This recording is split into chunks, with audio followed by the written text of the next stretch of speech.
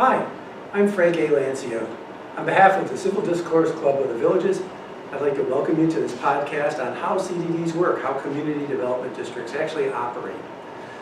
We're focused on cool things about CDDs, and one of the things you may not know is that CDDs below 466 share risk, while CDDs above 466 do not.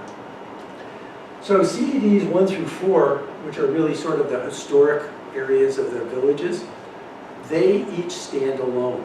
It's just the way that they operate. There's a lot of historical reasons for that. But let's take, for example, a multimodal path. I live down near Brownwood, and yet I love to take my cart up to Spanish Springs. I'm using the multimodal paths all the way. Suppose a multimodal path washed away after a big storm in CDD 1. Who would pay for that? Well, the way that things operate currently is the residents of CDD 1 would pay for that.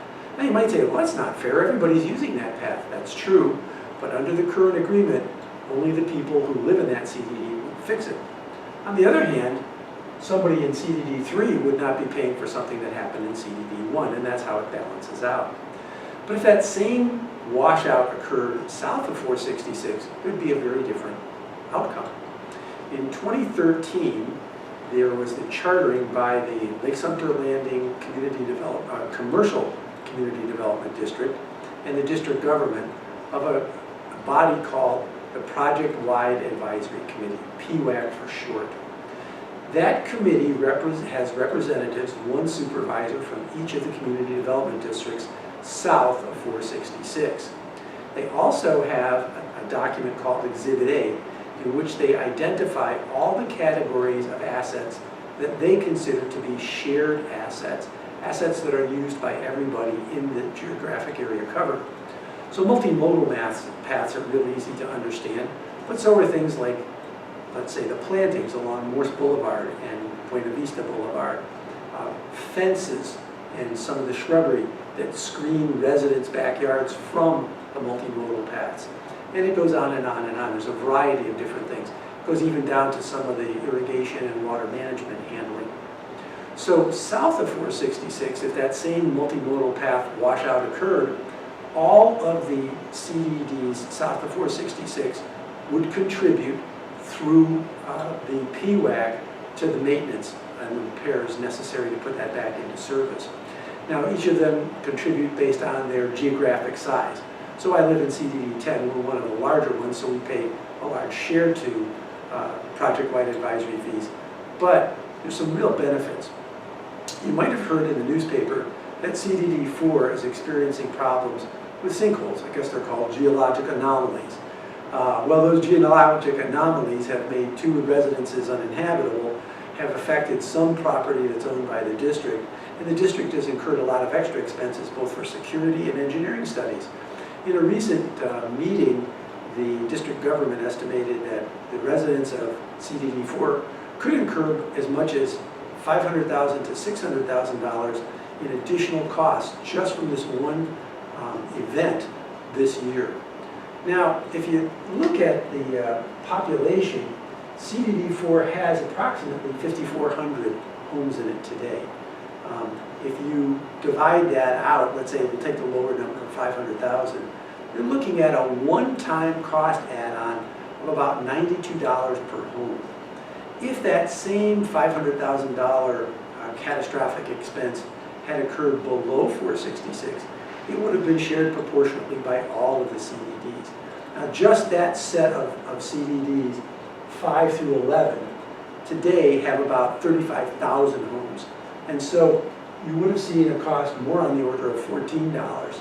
Eventually, when all of the new homes that are planned to be built south of 44 come in, you'll be adding as many as 49,000 residences, and the cost impact of even a $500,000 event would be very small.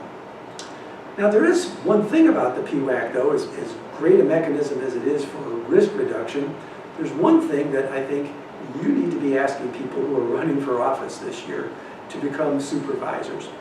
This chart, the grayed out sections just shows you the granularity, but that chart shows you the different categories of cost that exist within the CDD 10 2018 budget. But the only thing you really need to know out of these 15, because it's rank ordered, is who's this big guy up at the top? Well, it turns out that 59%, 1.9 out of 3.2 million, is for project-wide advisory fees. So what's happening in CDD 10 is nearly 60% of the 2018 budget funds are going to project-wide expenses. If you put it into a pie chart, it's this big blue block. And when I put it together, I couldn't resist putting an eye on it, because to me it looks like Pac-Man eating up the rest of the budget.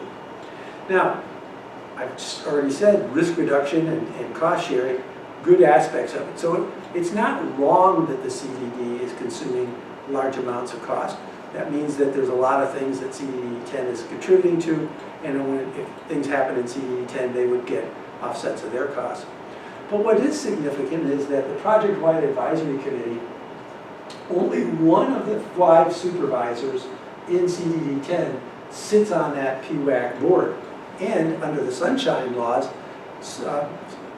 CDD 10 or any board of supervisors are not allowed to discuss business outside of public meetings. So for all practical purposes, what you see, and I've heard this across CDDs, is that the designate does a disproportionate share of the oversight. They're the ones who go and look at all the things that are going to be studied at the PWAC board. They do the homework, they ask the questions, they vote on behalf of the CDD. Nothing wrong with that, that's good. But that leaves a kind of an interesting question that you need to ask candidates. Hey, if you're one of the other 4, what are you going to be doing? And you've got 4 people then managing 40% of the budget, and 1 person taking the lead in managing 60%. So ask them, because there are some things that they could do. If you look at the bios that people are putting on the various websites during this campaign season, a lot of them just say, you know, we should do something about it, or if I'm elected, I will do something about it. Really ask them what they're going to do about it. Okay, so wrapping up, the PWAC approach mitigates catastrophic costs. Had the geographic anomaly costs happened south of 466, they would have been shared, particularly if they were on and affected shared assets, they would have been shared by all the CDDs. We said there's only 1 delegate to the CDD, from the CDD to the PWAC though, and so you need to be asking people, particularly if they're running for office, not just that they think they should do something, but what is it they would do. So, on behalf of the Civil Discourse Club of the Villages, I'm Frank A. Lancione. Thank you for listening to this podcast.